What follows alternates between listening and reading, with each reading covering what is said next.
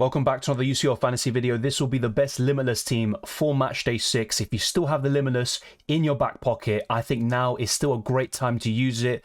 As always, Matchday 6 is full of rotation, and we're already getting it in Matchday 5 and Matchday 4, so I can't even imagine how Matchday 6 is going to be, but this Limitless team will help you. We're going to go for some players from teams that still have something to play for, and even in some personal situations where their teams might have qualified already or secured top spot, they might still be chasing some individual records, such as the Golden Boot for the UEFA Champions League, and I'll cover that in this video. If you also think other players deserve a mention in each position, be sure to let me know down the comment section below. Smash the like button if you enjoy it. If this video gets to over 200 likes, there'll also be a best wildcard team and the team selection deadline stream all ahead of Matchday 6, as well as the usual FPL content for Game Week 17 and beyond. But without further ado, let's jump straight into this video.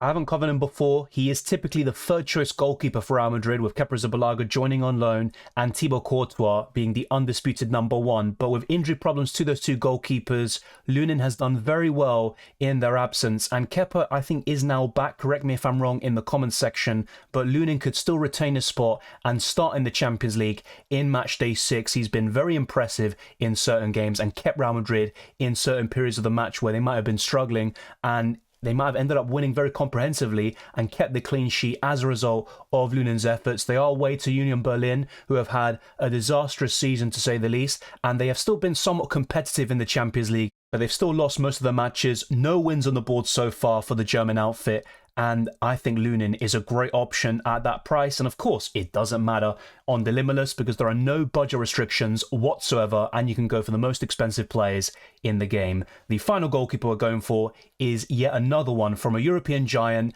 from a Spanish giant, and who's also not first choice, but he's filling in for the main injured goalkeeper. Of course, I'm talking about Iñaki Peña, and he's filling in for ter Stegen, who just had successful surgery, but he's going to be out for several weeks or months. So Peña is going to start Matchday 6, and I think he's a good option away to Antwerp. I think the only downside to these two goalkeeper options is that both of them are away from home. So if you want a home goalkeeper, you could consider Jan Sommer on the Tuesday, which is when Lunin plays, and on the Wednesday, you could go for Blaswich from Leipzig against Young Boys. So if you want to go for those two goalkeepers as well, that's absolutely fine. I think overall, those are the four best goalkeepers on paper in Matchday 6, but I'm personally going for Lunin and Iñaki Peña.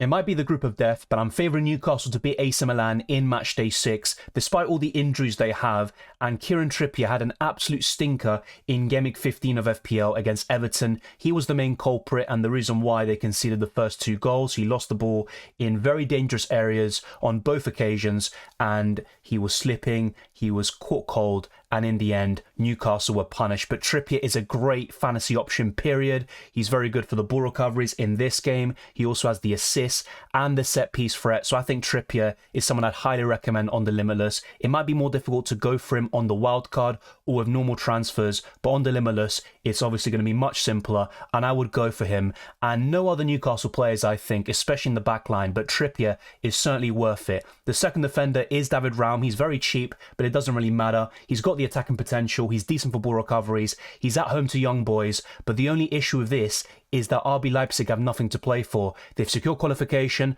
but after Man City made that comeback against them, they now can't finish in top spot. So there's not really too much to play for there for the German side. So as a result, you could argue that David Raum isn't a safe pick if you think there are alternatives that are even better than David Raum in Matchday 6. Once again, I encourage you to contact me on Twitter, Instagram, the Discord server, and also in the comments section of this video. Now, the third defender will mean our first defensive double-up of Matchday 6, and that's going to be Joao Cancelo away to Antwerp. Now, Barcelona are top, and it's very likely they will finish top, but if Porto win their game by a certain amount and Barcelona lose, then Porto could pit them to top spot. So I'd still expect Barcelona to go quite strong, and as a result, I would go for this defensive double-up, and I think Cancelo is just an amazing option. You saw what he did in Matchday 5, a man-of-the-match performance. He was getting 10 out of 10 ratings on all these websites. I think he had a great game, and I think he's a great option in Matchday 6. Now, the fourth defender is going to be one of the best wing-backs in world football, playing in a team who have also secured qualification, but not top spot, and that's Molina, facing Lazio, And of course, if Lazio win this game, they will pip Atletico Madrid to top spot. So there is still something to play for. Molina is pretty decent in terms of assists, not so much in ball recoveries to be quite honest with you, but a clean sheet and an assist is possible for Molina, and he's been averaging 5 points per game in this season's Champions League. Now the final defender is going to be a fantasy favourite from last season. He hasn't been particularly great so far in this campaign, but Di Lorenzo at home to Braga, I would go for one Napoli defensive coverage at the least, and to be fair, why go for anyone else when you've got Di Lorenzo? He gets ball recoveries, the odd man of the match award, goals, assists, you name it. Napoli just need to keep more clean sheets. They haven't been the same so far this season. They changed manager and they have declined a little bit, but Di Lorenzo is still a good UCL fantasy option. Real Madrid have qualified in first position, but I still think Bellingham will start this game. He's got a great record in this season's Champions League. He'll be looking to build upon it. And even from his time at Dortmund, he was very impressive in last season's UCL Fantasy. I'm expecting him to start. I think he's the best midfielder in the game, especially when you take value into account. So I think Bellingham is a fantastic option and arguably the standout captaincy choice on the Tuesday. If you think he's not going to start though, you could look elsewhere and go for a midfielder who has something more to play for. But I think Bellingham will start and he's got a great chance of getting man of the match awards, goals, assists, even the odd ball recovery point. He's just a sensational UCL fantasy midfielder. Now next up is going to be Xavi Simons. Once again, just like with David Raum, he could be rested. You could see such a scenario happening. But if he starts against young boys, I think he's a fantastic option. He got man of the match award in Matchday 1 against the same opposition, despite not getting any goals or assists, but he played particularly well, and that's why the UEFA Technical Board awarded him with the player of the match. And I think Xavi Simons is one of the best options at that price. Of course, it doesn't matter in the Limitless, like I said earlier, but it's still something worth considering. Now, the third midfielder is yet another budget/mid-price midfielder, and that's Galeno, who got a massive haul in Matchday 1 against the same opposition, Shakhtar Donetsk. He just came back from injury. He got an assist against Barcelona, and I would back him in Matchday 6 to get another good return. He's the only Porto midfielder I would go for at this moment in time, but you do have some alternatives in the forward position as well, especially Ivan Olsen, who has been in great form. Now, the fourth midfielder is a hero from the last two match days for me. He scored against Leipzig, and not only that, he got 2 assists and a 17-point return, and he also scored against Young Boys when I first brought him in on the wild card, and that's Phil Foden. Is he going to start? There are going to be question marks about this, and it's going to be the same for many options. Even Bukayo Saka, who's the most nailed-on Arsenal player, he could even be dropped in Matchday 6 because there's not much to play for. But Foden could get the start here against Cervena Zvezda, and if he does, I think he's a terrific option, to say the least. So I think Phil Foden is certainly worth considering, but be careful because he could be benched. The good thing is, on the Wednesday, it is the early kickoff, so you will see if these Manchester City players start or not, and that will be a blessing. Ideally, it would be before the Tuesday deadline, so you can then just have Foden or not, but it's still something, and it's better than just having to wait until 8 p.m. on the Wednesday. Now, the final midfielder is someone who hasn't been particularly great so far this season in UCL Fantasy, but Kvaratskhelia set the world alight last season with Napoli, helping them win Serie A, and I would go for 1 or 2 Napoli players. Di Lorenzo is certainly my favourite, but Kvaratskhelia is probably second, and it's really kind of a limitless pick. I wouldn't go from on the wild card or potentially with free transfers, but I still think Napoli will go strong, and they're looking to build some momentum because in Serie A, they haven't really had it so far this season. They were in a much better place at this stage last year, but Kvaratskhelia completes the midfield. It might not be the best looking midfield compared to previous limitless teams. There's no Leroy Sané, who could start because Bayern Munich are expected to go strong against Manchester United, and you can go for these Bayern Munich players. Musiala is still injured at the moment. Even Zaire Emery, who is a great option, he's injured until the end of the year. So unfortunately, we do have a lot of injuries, a lot of rotation risks, and even some of them could persist in this 50-man squad. But I would still expect all of these players so far covered in this video to start and do extremely well. You might be thinking, why is Erling Haaland in this Limitless team? He's not going to start. It's a possibility. I'm not going to deny that. He could be benched, but I'm backing him to start. And if he does, he is yet again another great captaincy option in UCL Fantasy. He's got more goals than games played in the Champions League and also for Manchester City as a whole in all competitions.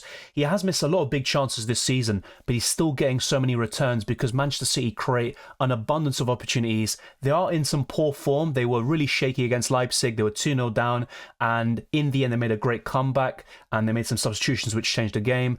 But overall in the Premier League, that's 4 games without a win. At the time of this recording, they'll probably get the win against Luton Town in Game Week 16. But Erling Haaland has been a bit frustrating despite his massive returns. In the Champions League though, I wouldn't risk it. I would still go for him on the Limitless. And once again, you'll see the City lineup before the Wednesday substitution lock-in deadline. And as a result, you could either start him or bench him depending on whether he's starting or not. Either way, I don't think there'll be an issue. Even off the bench, he can score against the Serbian side, and Erling Haaland can score against absolutely anybody, even if he only plays a matter of minutes. Now, the second striker is going to be yet another one who has nothing really to play for apart from personal glory, going for the Golden Boot, and potentially challenging for the Ballon d'Or, and that's Kane against Manchester United away from home. You have to consider, of course, some alternatives as we go through this list, because you might not want Haaland and Kane because of the fact that their teams don't have anything to play for. So as a result, you could consider some alternatives such as